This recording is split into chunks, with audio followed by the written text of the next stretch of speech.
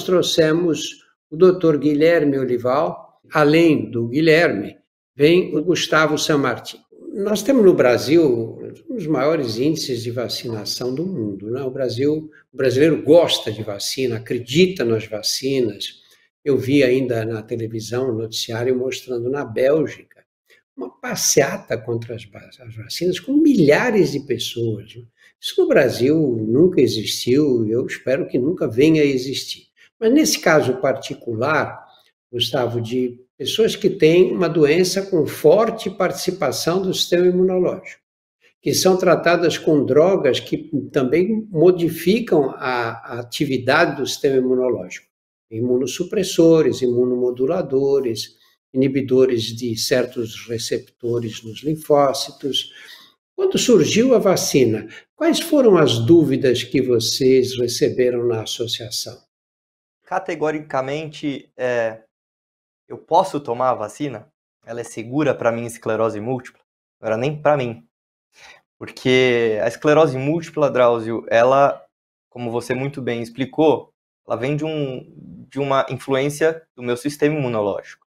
Eu mesmo, Gustavo, fui diagnosticado 2 semanas após ter tomado uma das vacinas que, em tese, não fazem mal para a esclerose múltipla, mas que me levou até o diagnóstico. Então, como eu venho tentando criar esse contexto da imprevisibilidade desde o diagnóstico, um dos fatores que mais são recorrentes aí da dúvida da pessoa com esclerose múltipla é com relação à segurança das vacinas. Então, a vacina da febre amarela, a vacina da gripe, a gente tem um calendário vacinal, né, que é amplamente divulgado, e como você disse, o brasileiro gosta de vacina, mas em algum momento ele tem esclerose múltipla, aí ele pergunta, eu que gosto de esclerose de vacina, eu posso tomar essa vacina por conta da esclerose múltipla? Então existe uma associação direta dos pacientes da possibilidade dessa vacina, qualquer que seja, desenvolver ou desencadear um novo surto.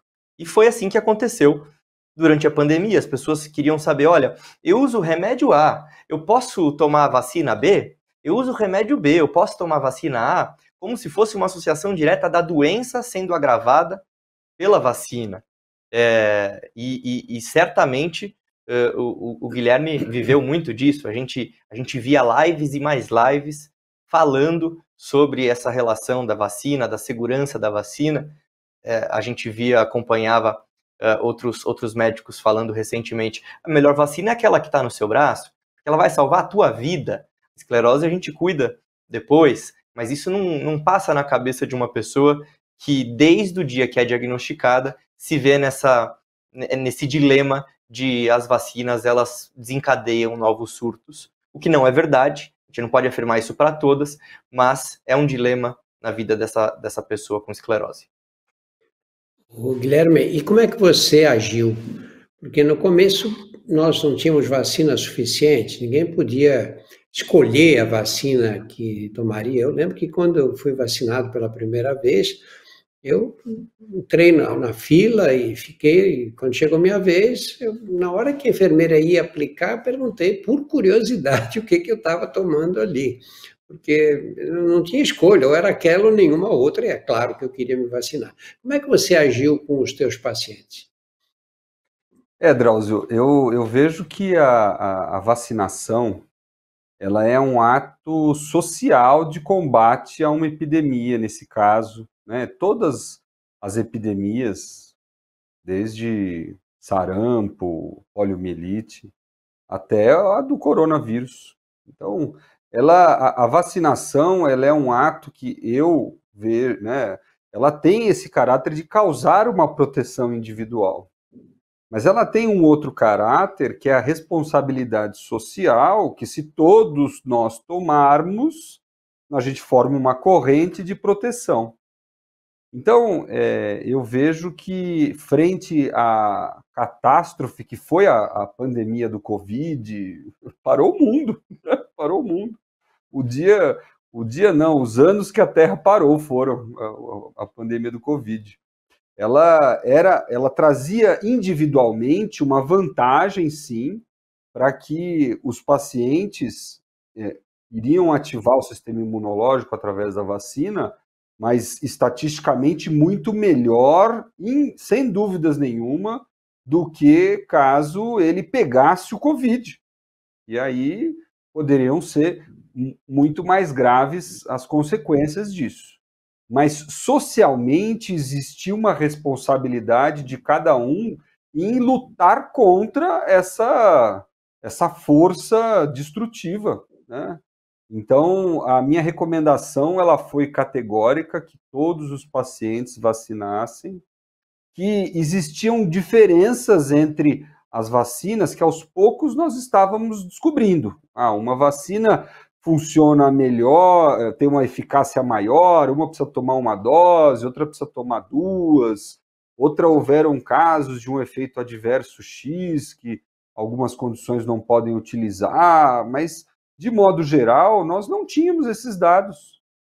E era melhor, justamente naquele momento, que não ficássemos dando ouvido aos grupos de WhatsApp, aos fenômenos das fake news, que floresceram de uma maneira pandêmica também, criando informações falsas de que a tal vacina era melhor, e que parecia, em alguns momentos, muito mais uma briga comercial entre países do que dizer que existia uma diferença de fato. Né? Não consegui observar individualmente, nos casos que eu acompanhei, um risco maior de uma vacina ou de outra. Observava que algumas vacinas a pessoa tinha uma tendência maior a ter um mal-estar, uma febre, mas não conseguia observar uma diferença nisso.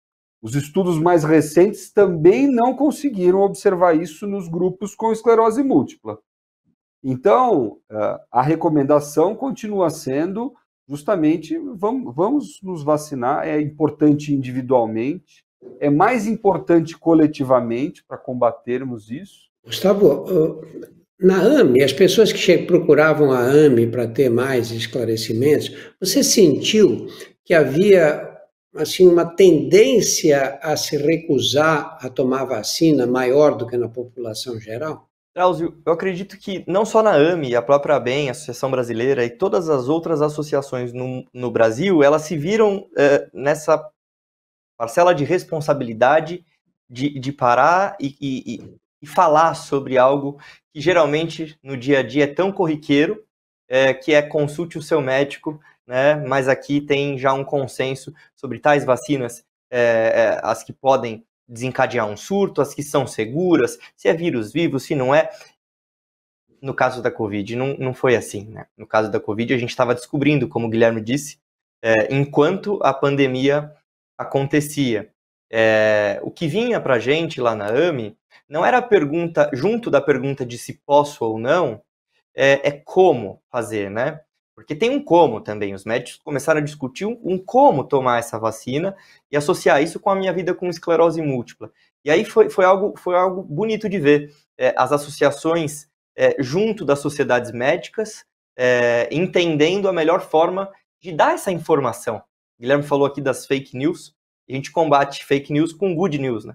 E good news, nesse caso, a gente fez com sociedade médica, junto das associações de pacientes, criando uma forma de uma mensagem precisa, que não vai alarmar ainda mais essa parcela de uma população com esclerose múltipla que já se via ali na imprevisibilidade, na iminência de um novo surto, mas ao mesmo tempo não necessariamente associando isso à vacinação, que era algo e ainda é algo tão necessário para nós. Guilherme, vocês adotaram a mesma conduta dos infectologistas, de um modo geral, e dos médicos, de que vai lá, toma a vacina que estiverem te oferecendo. Vocês fizeram assim ou houve alguma vacina que tenha sido vetada para uso em esclerose? Drauzio, o que houve foi isoladamente alguns colegas que indicaram isso, né? Eu vi alguns colegas que falavam, olha, veja, no caso, eu acho melhor isso.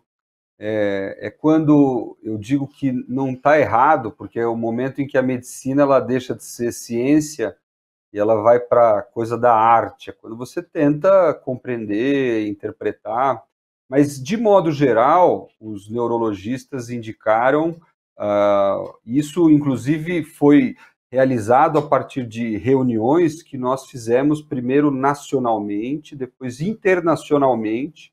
Foi feita uma força-tarefa muito bonita em relação a isso, Drauzio, com todos os pessoas que estudam o assunto, participando de fóruns, para que decidíssemos como que a gente ia lidar com isso. E a orientação foi que qualquer vacina tinha uma segurança para ser usada, que não tínhamos informação específica dentro do universo da esclerose múltipla, e assim, aceitamos esta dúvida. E esta dúvida, ela não tem algo que diga contra, até o presente momento, de que tem uma vacina superior a outra, ou inferior a outra, frente ao paciente com EM. Então, isso foi uma mensagem cujos especialistas da área, pessoas que estudam, que se encontram, que se reúnem, tiveram essa compreensão como um consenso mesmo. Você não deixou mais nada para eu falar, viu, Guilherme? Acho que essa tua colocação foi muito clara, né? Você está assistindo a gente, tem essa condição que é a esclerose múltipla. Você não é uma pessoa doente, como aquela que está de cama, etc. Você é uma pessoa que tem uma condição com a qual você vai ter que conviver. Alguém tem diabetes, às vezes com 7, 8 anos de idade, uma criança. Ela vai conviver com diabetes a vida inteira. E ela o que faz? Ela vai aprendendo quais são os alimentos que pode ingerir, quais são os que não devem, como é que deve fazer exercício, quando não deve. Quem tem esclerose tem que agir assim, dessa maneira, como colocou tão bem o doutor Guilherme.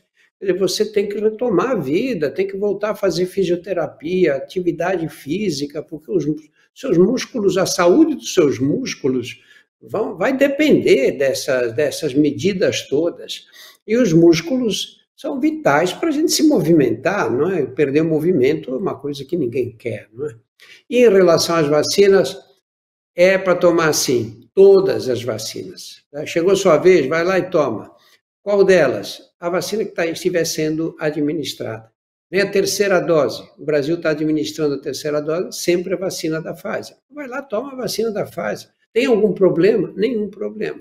Quando você ouvir que alguém tomou a vacina e teve uma nova crise, a doença, você sabe como sabe como ela funciona. Essas crises aparecem, é como colocou o Gustavo. De repente aparecem do nada. Se você tomou a vacina uma semana antes, não vai achar que foi a vacina, claro que não. Por isso é que nós precisamos dos estudos científicos, e os estudos mostram que a vacina é segura e que não vai causar uma crise desnecessária no seu caso.